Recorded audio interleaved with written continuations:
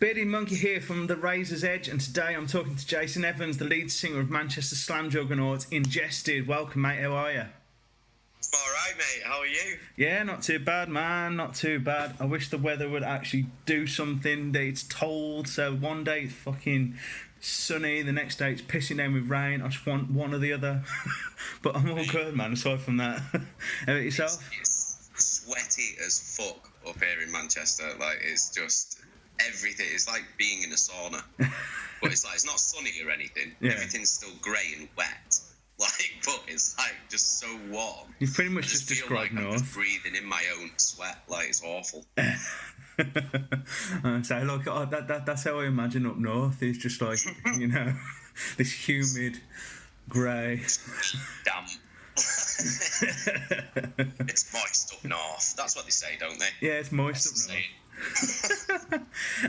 So obviously you guys are just about to drop your 5th album, where Only God I'll say that again, Where Only Gods May Die, on the 14th of August.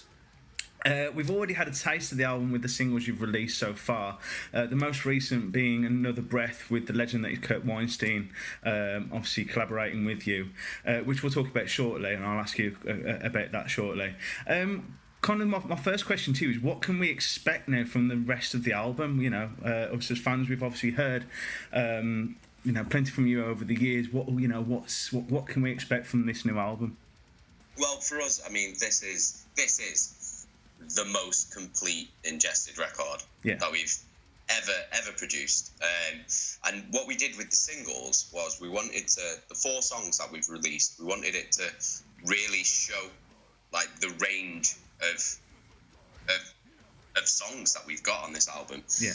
You know, we're not just coming at you with a sledgehammer anymore. There's way more tools in our toolbox now. Yeah. I mean, we've been doing this for like nearly 15 years now, so it's like, it's finally, we feel like comfortable and confident in our songwriting. That we've explored elements that we've only experimented with, like in really small little bits on like earlier releases. Yeah. But now, like I said, because we've become so confident with our songwriting and we feel so comfortable with this, we've really explored all these elements. There's a lot more melody, there's a lot more harmony, but we haven't sacrificed any of the heaviness or the brutality or the aggression. Yeah. Even though we brought in more of these new elements. So, I mean, for me, it's the best way I could describe Where Only Gods May Tread is, if you are a fan of extreme metal in any way, shape or form, you will find something that you love on this album. Yeah. It's got a bit of everything for everyone who likes extremity in their music. Yeah. Well, I say, like, it's one of those things. Like, I was kind of listening to it earlier, and it's got like the way I kind of sort of thought about it. It's kind of like, to me, it's like a sledgehammer to the ears with like the brutality of it, but it kind of leaves you wanting more. Yeah, absolutely. It's somebody described it like, I read it like somewhere the other week, and someone said like, you've heard of thinking man's death metal. Yeah. But this is like the feelings man's death metal. Yeah. As in like all the lyrical content and like the atmosphere, like the depth of the songs in the album. Yeah. It's like, we want you to feel this shit. Do you know what I mean? I don't want you to just listen to this record. I want you to put it on. Yeah. And I want you to sink into it, and I want you to experience this shit. I want you to feel it the same way that we feel it. Yeah. When we wrote these songs, when we perform these songs live, like we want you to have that connection with the music, with what we're trying to create and what we're trying to get across. And I think we might have finally nailed it on this album. Definitely, man. So like, so I mean, obviously, you sort of mentioned a little bit about obviously you know your beginnings and things like that. So you guys kind of exploded onto the scene in 2006. Since then, you've kind of toured with some huge bands around the world. Talk to us about the early days of Ingested. You know, obviously, where did it all start, and you know what's kind of been your guys' journey up to this point? Well, I mean, when we started, when was this now?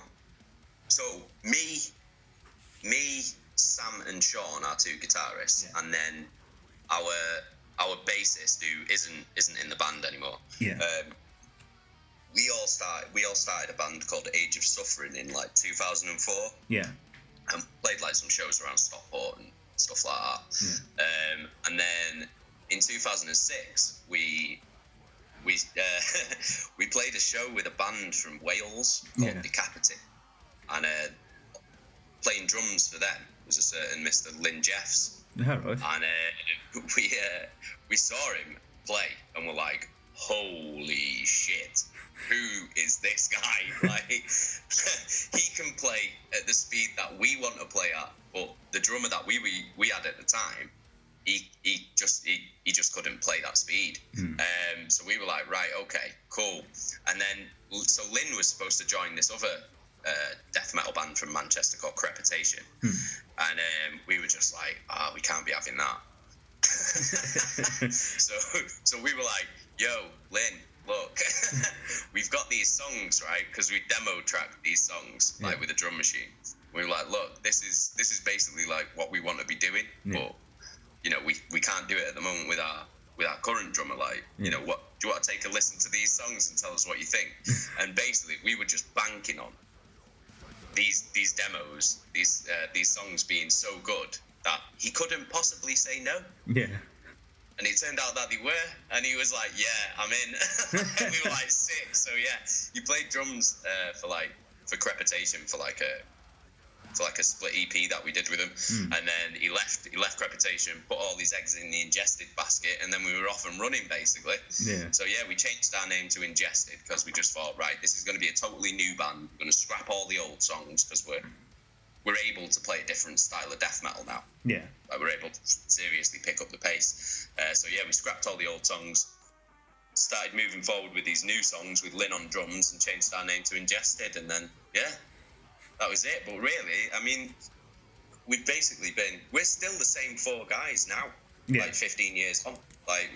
We've lost Brad on bass, but yeah, we've not got a new bassist or anything. We just thought there's no point at this. Like 15 years in, when we're all original members, like, it just feel a bit weird bringing someone new in now. What do you think the key is to sort of, you know, like, you know, having longevity in your band? And, you know, obviously 15 years is a hell of a long time to be with the same dudes. Yeah. You know, so what do you think is is key to, you know, like having a successful band that goes for that long? Well, I mean, it's definitely like having the same members. Like, I feel like so many bands now just have revolving doors of members. Like, there's bands that we go on tour with, and the next time, like a year later, you'll go on tour with them again, and you won't even know any of them. Do you know what I mean? There'll be like one left, and you're like, where's the rest of them? Or didn't work out or whatever. I'm like, well, what's going on? Didn't they write all the music? What's happening here? Like, serious? It's like, but it's crazy, man. Like, you see it so much, and I don't know. For us, it's just like, I guess we're like family. Do you know what I mean? I mean, like, we bicker, we argue, we fight, like, do you know, like brothers, basically, because we are like brothers. We've grown up together. Yeah.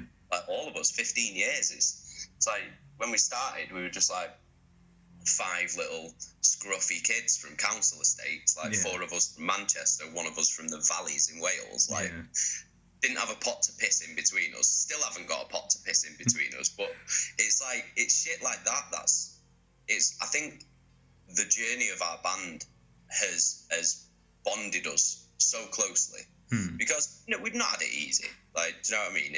We've never been a hype band. Nobody, like, we've never been given anything. Like, everything we've achieved, we've had to fight tooth and nail for it, because we've always been told, no, you're not good enough, no, blah, blah, blah, you're not popular enough, like, X, Y, Z. And it just basically instilled this, like, fuck you attitude in us, really. That it's like, now that if anybody ever tells us that we're not good enough, we just tell them to fuck off, and then we'll go out and we'll prove to them why they're wrong. Yeah. Rather than just saying no or sulking about it, we'll just go, right, okay, if that's what you think, I'm going to show you why you're fucking wrong. And that's pretty much been our attitude. we're four now, working class estate lads that we've just got this sort of, I don't know, we just got this northern Mancunian toughness to us where we're just like, nah, fuck off, mate, I'm not having that. You tell us we can't do it, I'm going to show you why we can, and then I'm going to do it. So I think it's stuff like that, you know, like, and it's, when you're faced with, I don't know, like hardship or whatever, or you're faced with obstacles, it's like, and you have to band together to get past those obstacles. I think it really does bond you as a unit. Yeah. It's like I said before, we're brothers, man. We'll ride or die. Yeah. So it's the end, mate. I mean, you kind of just sort of mentioned that obviously, you know, you guys haven't had an easy ride and stuff like that. I mean, like, really from the outside looking in, I mean, you guys really sort of paved the way for British brutal death metal. You know, how do you know? I mean, at the sort of time that you guys come through, the kind of the brutal death metal scene was something that was sort of more American and more like European stuff like that, and not really in this country. I mean, so you guys kind of paved the way for you know, a lot of other bands coming through. Thank you. I appreciate that. I really do appreciate that. And it's like, look at the bands that we've got coming through now through the UK death metal scene. It's insane.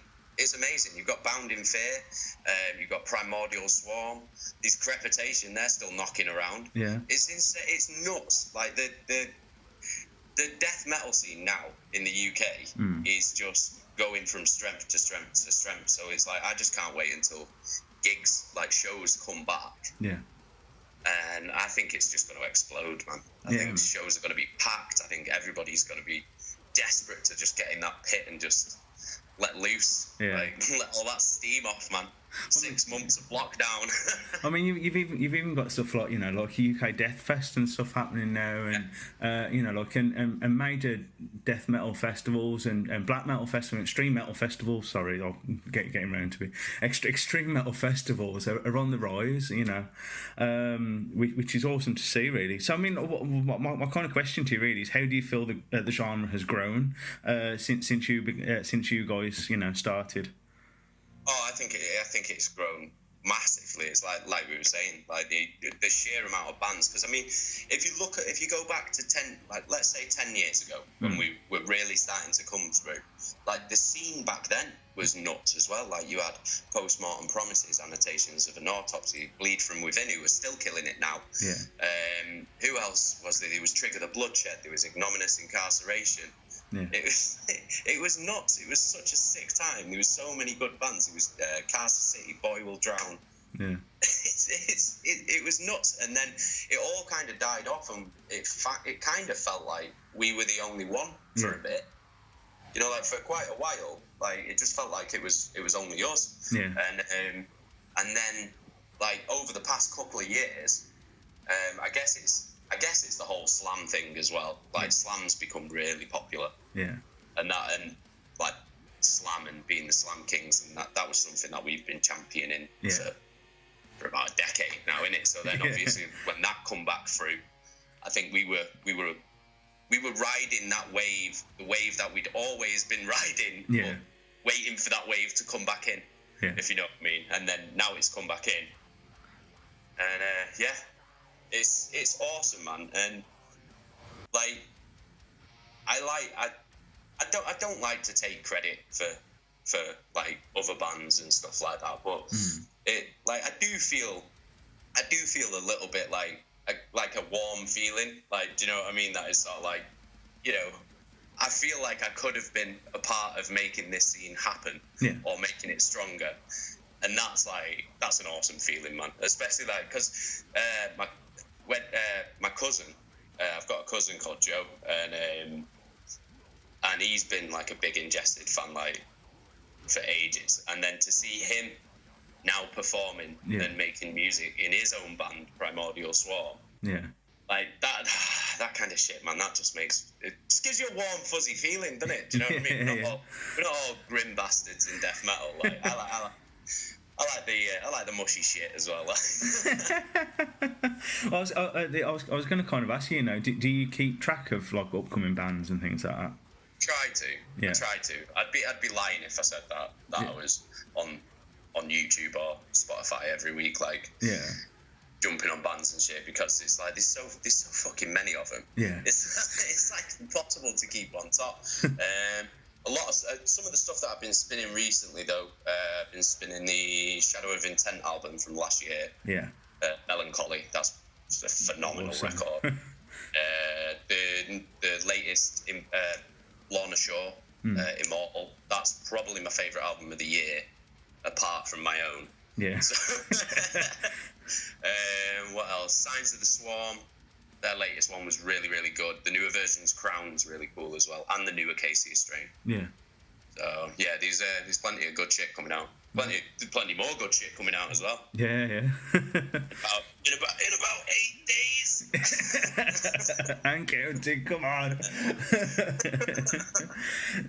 You know, obviously, you guys have had quite a lot of success, and you know, like, have toured with some amazing bands like Black Dahlia and Crowbar and whatever.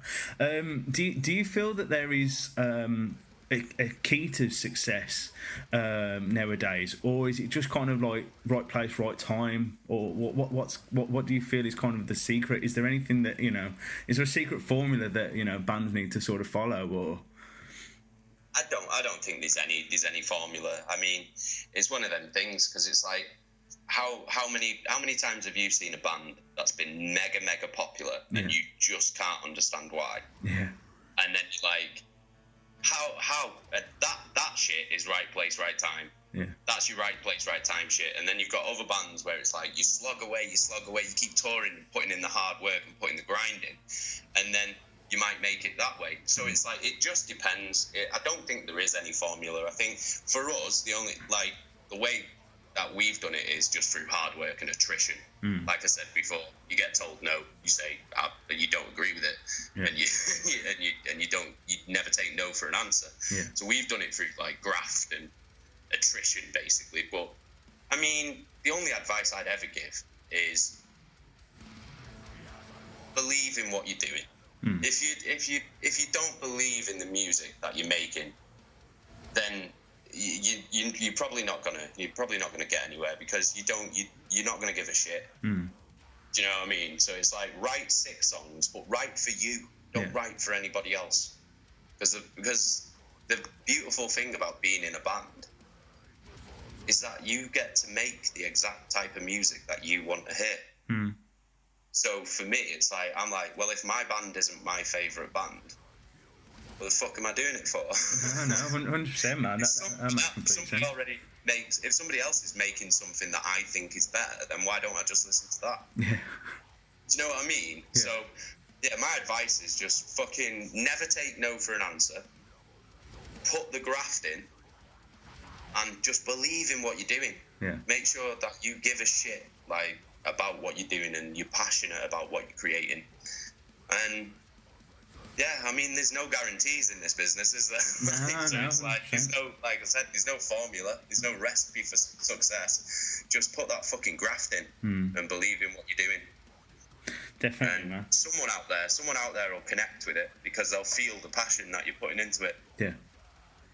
No, that's what it's about, I think that's great advice, man. That's kind of exactly my thoughts on it as well. Pretty much word for word what you just said. That's kind of my thoughts on it. So, you know, thanks for that, man. That's awesome. Great minds, mate. Great minds. we kind of mentioned earlier about your latest single, Another Breath. For this song, you collaborated with, as I mentioned earlier, the god that is Kurt Weinstein. I fucking love Crowbar. Yeah. For those of you who don't know, obviously you guys toured together in 2018. Was this kind of where you discuss Kurt joining you for a track, or is there another story behind the collaboration? Oh, no. So, having Kirk on a track, that didn't come up until... When was it? It was December last year, when we were actually recording the album. Yeah. Like, we thought about it, like, when Sam was writing the song. Yeah. But we didn't you know, it's one of them things, isn't it? You never think that you're going to get Kurt Weinstein. Never. Like, no chance. Not good. He's not going to do it. Like, but yeah, we went through we went through Shane, the bassist, in Crowbar, because we stayed in touch with him. Yeah. We were like, look, we got this song. It's only a little hook that we want him to sing. Is there any chance? Do you reckon he'll do it? And Shane was like, yeah. I'm in the studio with him now. I'm like engineering his solo album. Yeah. He was doing that. He was doing the recording sessions for that. He was like, yeah, send it me now. I'll get him to do it today. Like, and he did it. Sent it us back, and we were like, holy shit.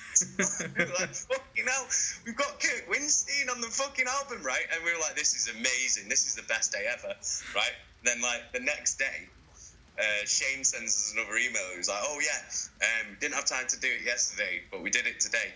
We've recorded all the harmonies for it as well, and sent us a shitload more, and we were like, oh my god.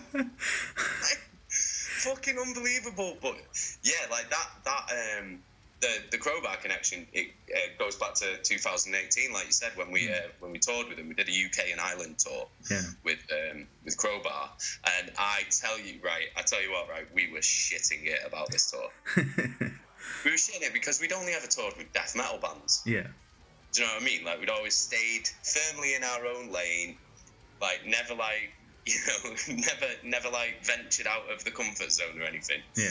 And but we got offered this tour from my booking agent Martin, who's an absolute geezer. And he offered us this tour, and we were like, oh shit, Crowbar, that's some legendary tier shit. That like, can't say no to that. But then so we were like, yes, absolutely. And then the more we thought about it, we were like, oh my god, are we gonna go down like a sack of shit on this? Is this gonna be bad? Like, because Crowbar are heavy as fuck. Yeah. Heavy as fuck. And we're heavy as fuck. But we're different types of heavy. Hmm. Do you know what I mean? We're super brutal shit, like fast as fuck as well. So we were like, oh, are we gonna go down here? Like, this might be a bad one, this, guys. Like, and yeah, so we were really worried about it, but we just thought, do you know what, right? Put on our big boy pants. And just go out and fucking smash it. Strap it, and we'll just fucking go out there and we'll fucking smash it like we always do. And they'll either hate us or they'll love us, but fuck it, like we'll just do what we always do, right? And so we went out, we played these shows, fucking won the crowd over every night. Yeah. We left that tour with so many new fans. It was unbelievable. Like, it's probably the best UK tour we've ever done. Nice. Because we've never, ever in a million years been exposed to Crowbar fans otherwise, really. Do you know what I mean? Because it's like those paths don't often cross. Do you know what I mean? Like when you're talking about like tours and shit like that. It's one of those things where, like, you know, we as metalers and things like that, we all love different sides of it, but it's generally, you know, like, you know, when you get to a gig, you're all there to sort of talk about the same band and stuff like that. Yeah, it was like it was unbelievable. Ended up being like one of the best tours we've ever done. And yeah, we ended up like hitting it off with Crowbar. We were hanging out with them every night. We ended up getting really close, stayed in contact, and then when Sam was writing, sorry, excuse me, I'm just burping. I'm sorry. When Sam was writing the song "Another Breath," he wrote it with Kirk in mind. Yeah. And then yeah, Shane hooked us up and sorted it out, and we got it. And well, yeah. Take a listen, man. It's awesome. No, it is. It's one of those things. It's like you listen to it going, this shouldn't work, but it really does.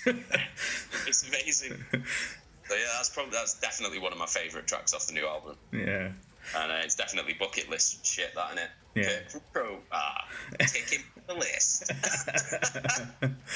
I mean, obviously, with the new album, Where Only Gods May Tread.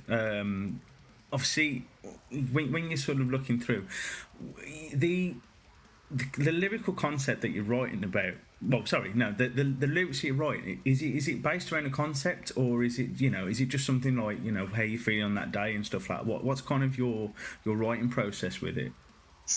Well, now, like with the more recent albums, I think definitely since The Level Above Human, all of our lyrics now they come from a really personal place. Yeah. Like whether it's me or Sam that's wrote the lyrics, Even Sean wrote a song for the new album. Yeah. But usually, like, predominantly it's me or Sam that will write the lyrics. But what we do is we write about what we're feeling, like what we're feeling, or our personal experiences, things that we've witnessed, or things that, you know, have happened to us, or just all that kind of stuff. So we want the songs to be personal. Yeah. But not just personal to us. So when we're writing the lyrics, we write them in this metaphorical manner so that you, the listener, decides what it's about. I know what it's about if I've wrote it. I know exactly what it's about to me. But that might mean something different to you. Yeah. And that's where that personal connection with the songs comes in. Yeah. So it's like these songs, although I've written it from my perspective on a certain thing that's happened, you might read those lyrics and go, oh, no way, I feel like that's about this that's happened to me, or something like that. And then you're getting that connection, you're feeling that song. Might not be in the exact same way that I'm feeling it, but you've still got that connection, and then that song becomes personal to you, and that's kind of like what we're trying to get across with the lyrics. Have you ever had that with a fan? Has a fan ever come towards you and gone, oh, you know, this is kind of my interpretation of the song? You go, well, it's not what it's about, but that's awesome. Yeah, all the time. Like, I get messages a lot, like, where people say, like, certain songs have, like, really, really helped them through, like, really shitty times, and that's a fucking amazing feeling to know that you've had, like, a positive impact on somebody's life. Yeah. Like, somebody that you don't even know, and they don't even know you, but something that you've done has helped them, like, you know, out of this shit place. Like, that's an incredible feeling. Yeah. And that, well, it shows you the power of fucking music, doesn't it? Yeah, no, it's you know, obviously we all have our own escape through music, don't we? Yeah, absolutely.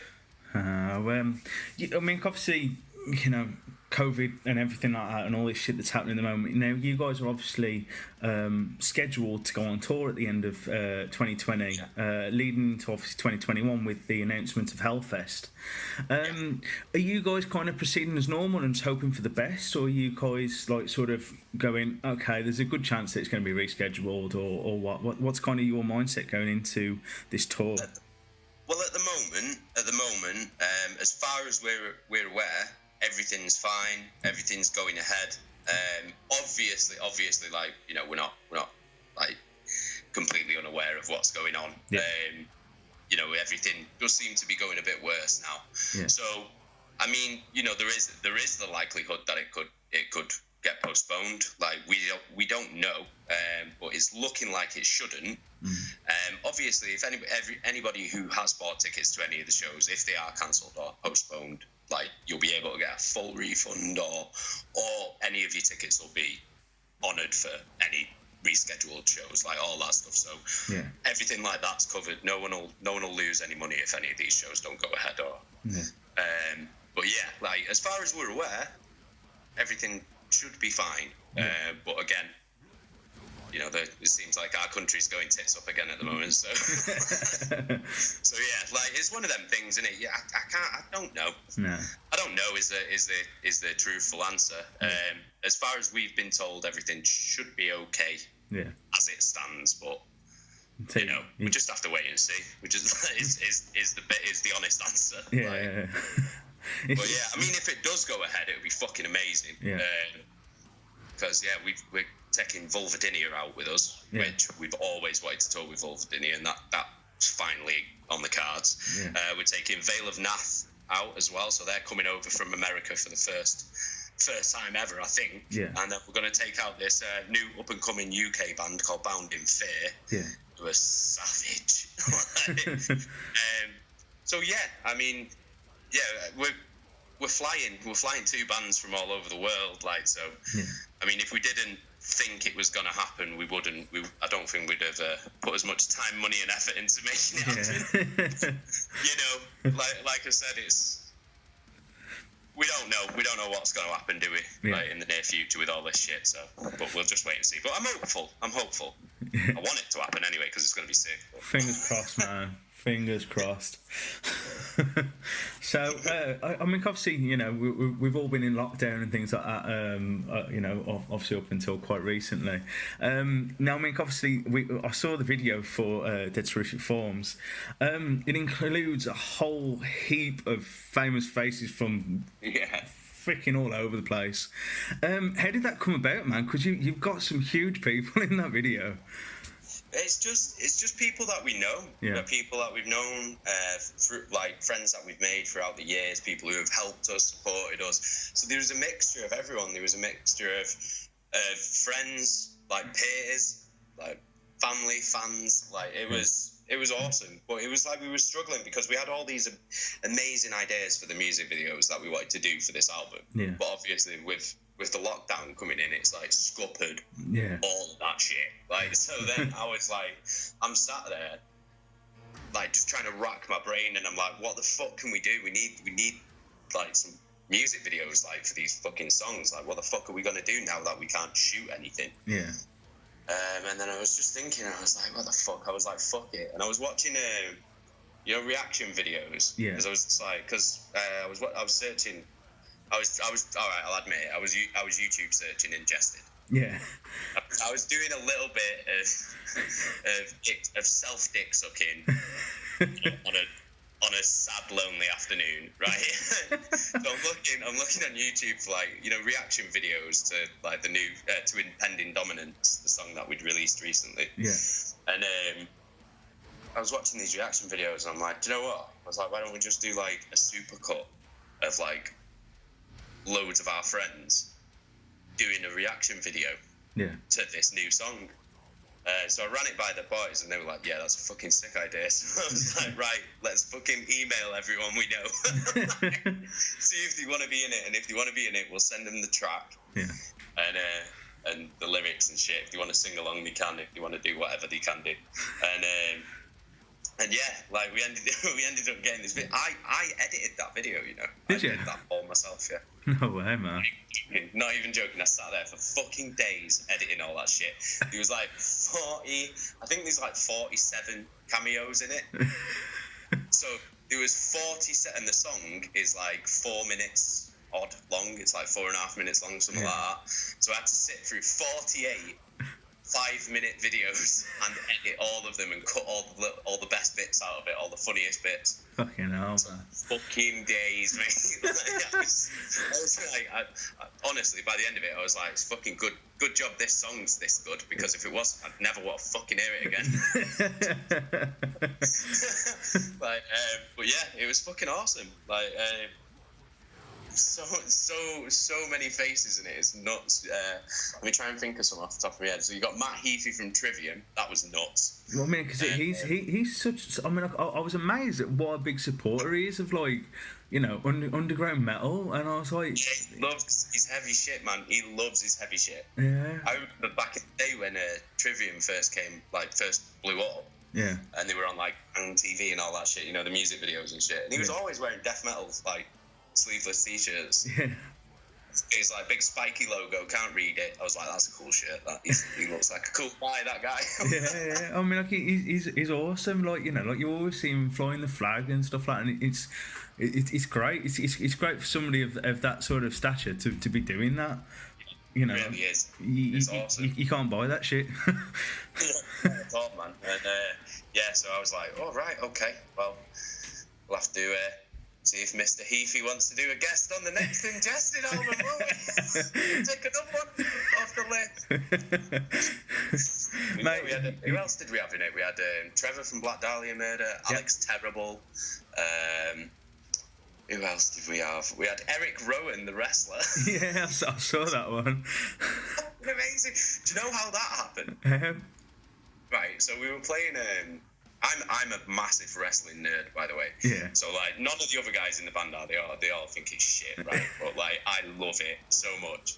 And we were on tour, and we were playing a show in the Viper Lounge, or the Viper Room, or whatever it's called, in Vienna. Yeah. And we get I think Sean got a message from one of the guys from Rings of Saturn or something. Yeah. And they were like, oh, have you got any guest list for your show tonight? And Sean was like, yeah. Why? Are you around? Like, what are you doing in Vienna? And he was like, oh, no, it's not for me. It's for It's for Eric Rowan and Dolph Ziggler from WWE. And I was like, you fucking what? I was like, what? Dolph Ziggler's coming to see me. I was like, this is the weirdest thing ever. And so we put him on the guest list. Yeah. Like, it didn't, because they were doing a show. They were doing a WWE show in Vienna that night. Yeah. And Eric Rowan's like a massive metalhead. So he's like obviously been looking to see if there's any shows going on that night. Seen ours, and then he must know the guy from Rings of Saturn, so he's asked him if he can hook him up. Yeah. So we're on stage anyway. So I think we're about one song into the set, and then I shit you not, right? I see the biggest man I have ever seen in real life, like just come behind the whole crowd, and he was clearly like a foot taller than everyone else, right? Massive dude, bald head, huge ginger beard. I was like, fuck me, he's actually here, this is real. I was like, so then the rest of the set, I was just in my head, I was like, Dolph Ziggler and Eric Rowan are here, this is fucking mint. So that's how we ended up, like, getting in touch with Eric Rowan. Yeah. And then I was just like, I've got to ask him. So I asked him, and he said yeah. So we got him. Who else did we have? There was loads. There was Une Misère. There was the guys from Cryptopsy. There was loads of guys from Cryptopsy. Oh my god, I can't even think. My mind's gone blank. You'd think that I'd be able to name them all from the amount of fun. Mate, flipping. I bet you've watched it that many times that you've just sort of deleted it from your head. Yeah, it's just white movies now. Yeah, it was amazing. And then so I edited it all together, and and then we released it, and it was sick. It was such a good video. Yeah. And I'm glad we did it when we did it as well. Like pretty much right at the beginning of lockdown. Yeah. Because then there was loads of videos like that came out after it. I was like, fucking hell, we timed that right. It's like, shit. At least you can go, we were first. Like, yeah. You all stole the idea from us. Yeah. That was us. That was me. That.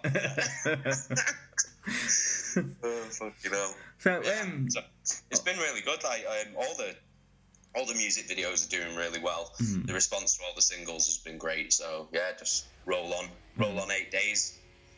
Awesome. Just want to get everybody listening to all the other tracks.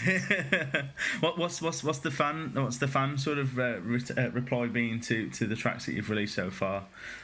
Awesome. I mean, you can't please everyone. So there's been a couple of people who are like, but it's like, whatever. The way I see it is, because people, like when people go, oh, this isn't as good as the old stuff, and because you get it all the time. Yeah. Like I see bands getting so annoyed, like by people who say that, but I don't get annoyed about it. I'm just like, look, I love that you love that album so much, and if you don't like the new stuff, that's totally cool as well, because it's not the same. Mm. So I understand it, but don't worry, because our new music isn't going to overwrite our old music, so you don't have to get annoyed about it. It's always going to be there. Yeah. Just listen to it as much as you fucking like. So it's been pretty much overwhelmingly positive. Mm. Like, everyone's really enjoying the new songs. I think everybody's just enjoying like death metal with a bit of tune, with a bit of good, decent song structure and good songwriting, because that's what we tried to hit, really. Yeah.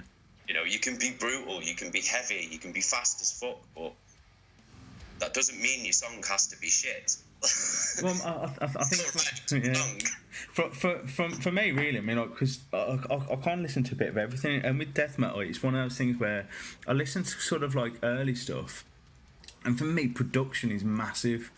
And I just think that the production that you get on death metal albums nowadays is just, so much better than it used to be. I think that's why so many more people are drawn to it. Because you can hear what's going on nowadays. Yeah.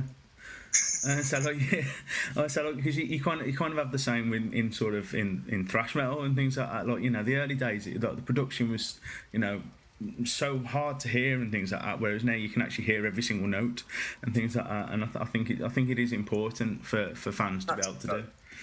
So but yeah, man, so I think that's because bands like, you had like bands like Metallica who, you know, they started as a thrash band like everybody else. Yeah.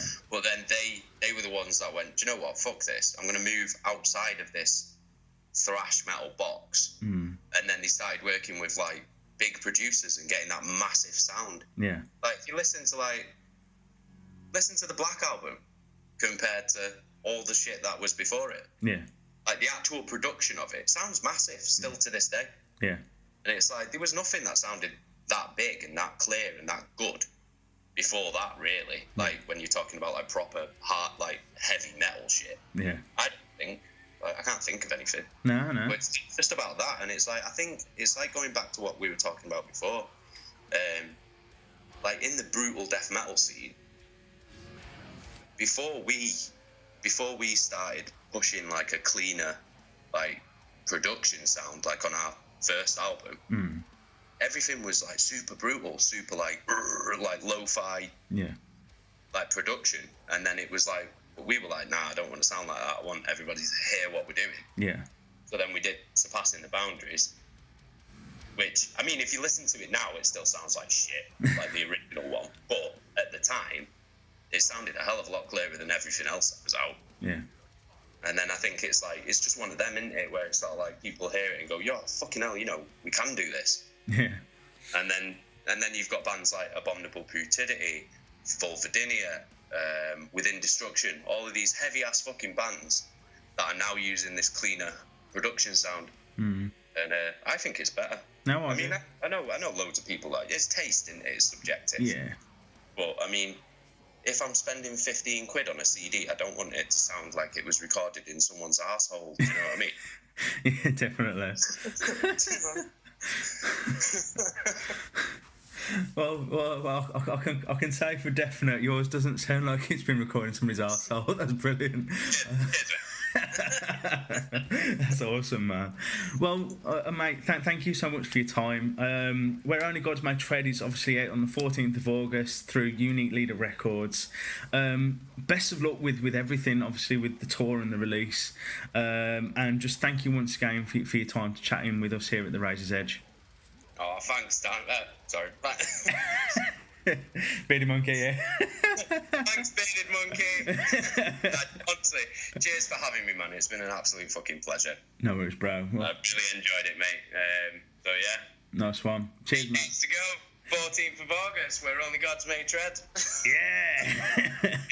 Yeah. Nice one, dude. Cheers. Bye-bye. All right.